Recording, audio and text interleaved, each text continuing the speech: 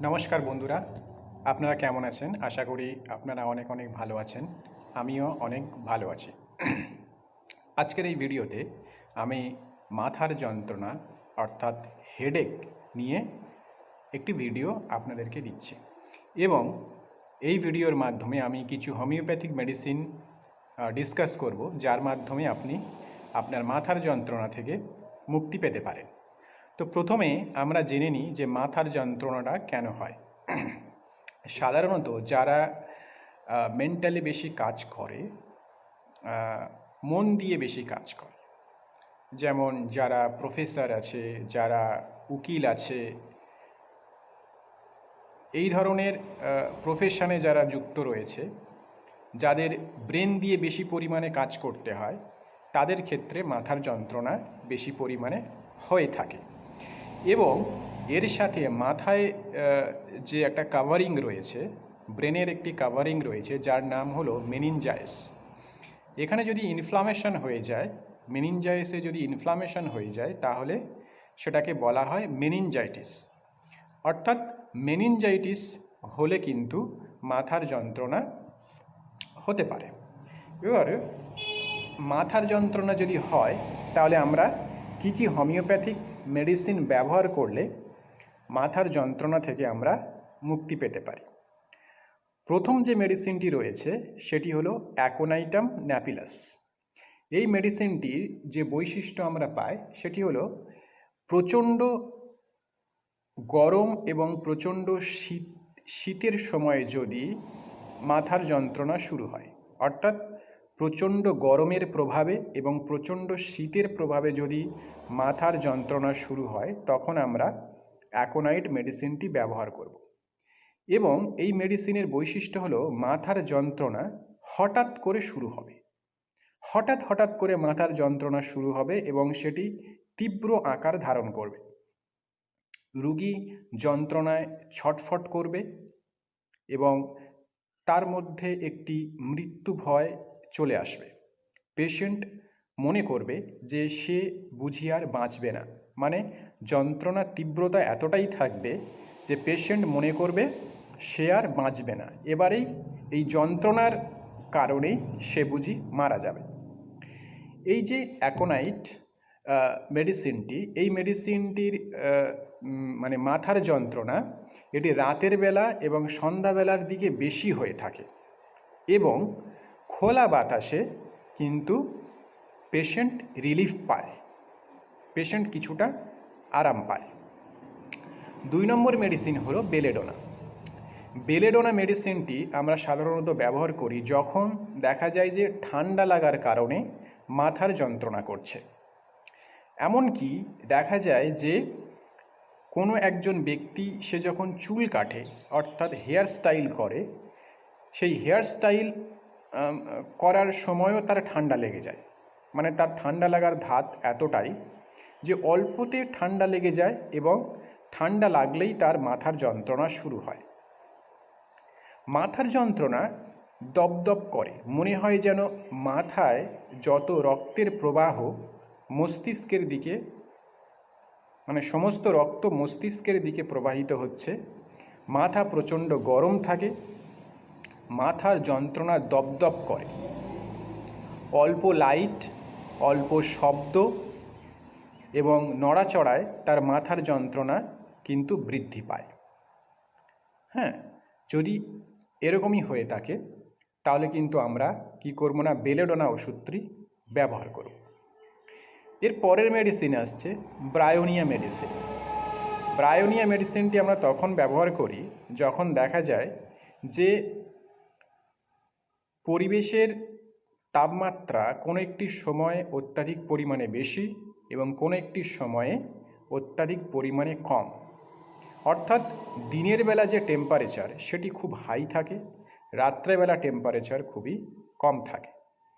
সোজাভাবে বলা যায় যে যদি হিট এবং কোল্ড, অর্থাৎ শীত এবং তাপ অল্টারনেটলিভাবে কাজ করে, তখন কিন্তু যে মাথার যন্ত্রণাটা শুরু হয় সেক্ষেত্রে আমরা ব্রায়োনিয়া মেডিসিনটি ব্যবহার করি। উদাহরণস্বরূপ ধরুন আপনি প্রচণ্ড গরম অর্থাৎ প্রচণ্ড রোদ থেকে ফিরেছেন এবং সেই সাথে সাথে আপনি এসিতে প্রবেশ করে গেছেন, তাহলে কি হবে যে আপনি প্রচণ্ড গরম থেকে এলেন এবং এসিতে প্রবেশ করলেন, অর্থাৎ অল্টারনেটিভলি কিন্তু হিট অ্যান্ড কোল্ড এখানে একটা রিলেশন তৈরি হচ্ছে। অথবা গরমের সময় যদি আপনি অত্যাধিক পরিমাণে শাওয়ারে নিয়ে নেন অর্থাৎ স্নান করে ফেলেন, সেক্ষেত্রেও কিন্তু যে মাথার যন্ত্রণাটা শুরু হবে সেক্ষেত্রে আমরা ব্রায়োনিয়া মেডিসিনটি ব্যবহার করব। ব্রায়োনিয়া মেডিসিনের সিমটমসে দেখা যায় যে পেশেন্ট নড়াচড়া করলে তার যন্ত্রণা বৃদ্ধি পায়। সে যদি সামান্যতম নড়াচড়া করে তার যন্ত্রণা প্রচণ্ড বৃদ্ধি পায় এবং সে যদি চুপচাপ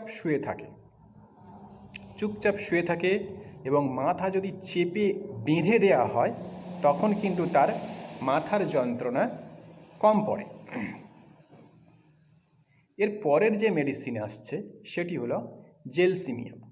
ঠিক আছে, জেলসিমিয়াম পেশেন্টও কিন্তু চিলি পেশেন্ট হয়, অর্থাৎ ঠান্ডা লাগার ফলে মাথার যন্ত্রণা শুরু হতে পারে। এবং জেলসিমিয়ামের বিশেষত্ব এই যে জেলসিমিয়ামের মাথার যন্ত্রণা আপনার এই যে ঘাড় আছে ঠিক ঘাড়ের উপরের যে পোর্শন রয়েছে সেই উপরের পোর্শন দিয়ে কিন্তু জেলসিমিয়ামের মাথার যন্ত্রণা শুরু হয় এবং এখান থেকে যন্ত্রণা পুরো মাথা ছড়িয়ে যায়, কপাল এবং চোখ এগুলো কিন্তু যন্ত্রণা করতে থাকে। জেলসিমিয়ামের মাথার যন্ত্রণা রোদে, মানসিক চাপ, মানসিক কাজকর্ম করার ফলে কিন্তু জেলসিমিয়ামের মাথার যন্ত্রণা বৃদ্ধি পায় এবং জেলসিমিয়ামের মাথা কিন্তু প্রচণ্ড কী থাকে না ব্যথা থাকে। জেলসিমিয়ামের মাথার যন্ত্রণা শুরুতেই তার কিন্তু চোখ ধোঁয়া হয়ে যায়। মাথার যন্ত্রণা যখন শুরু হয় তখন তার চোখ ধোঁয়া হয়ে যেতে পারে এবং যত মাথার যন্ত্রণা বৃদ্ধি পেতে থাকে মানে টাইম যত যেতে থাকে তখন সে কিন্তু চোখে মোটামুটি পরিষ্কার দেখতে পায়। এই সিমটমসটা কিন্তু জেলসিমিয়ামের মধ্যে রয়েছে।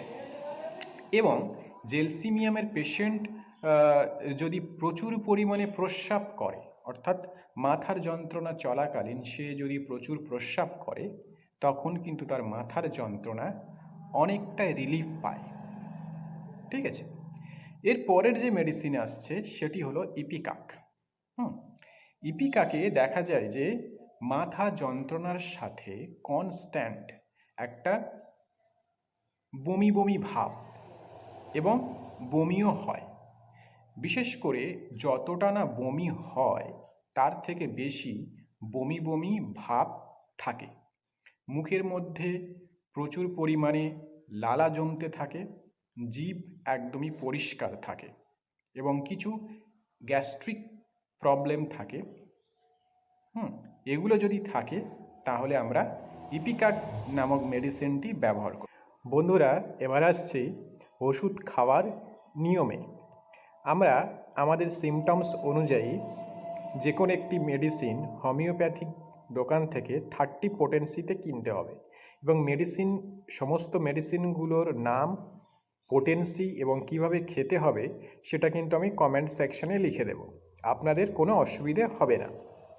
যে কোনো একটি মেডিসিন আপনার সিমটমস অনুযায়ী হোমিওপ্যাথিক দোকান থেকে কিনতে হবে 30 পোটেন্সিতে এবং দিনে 2 বার 2 ফোঁটা করে খেতে হবে, খাওয়ার আধা ঘন্টা আগে অথবা খাওয়ার আধা ঘন্টা পর। এবং আপনি এই মেডিসিনটি টানা 1 সপ্তাহ খাবেন, 1 সপ্তাহ খাওয়ার পরে গ্যাপ দেবেন, অর্থাৎ 1 সপ্তাহ খাওয়ার পরে আপনি বন্ধ রাখবেন। বন্ধ রেখে আপনি দেখবেন যে আপনার মাথার যন্ত্রণা কতটা রিলিফ আপনি পাচ্ছেন, অর্থাৎ কতটা কমছে কি বাড়ছে কি কমছে না। এবং আমি আপনাদের বলবো যে এই ভিডিওটি সম্পূর্ণ শিক্ষামূলক ভিডিও, জাস্ট আমি আপনাদেরকে ইনফরমেশন দিলাম। এবং যদি আপনাদের এই ধরনের কোনো সমস্যা হয়ে থাকে তাহলে আপনারা অবশ্যই করে আপনার নিকটবর্তী কোনো হোমিওপ্যাথিক চিকিৎসককে জানাবেন, তার সাথে আলোচনা করবেন, তারপরে ওষুধ নেবেন। ধন্যবাদ।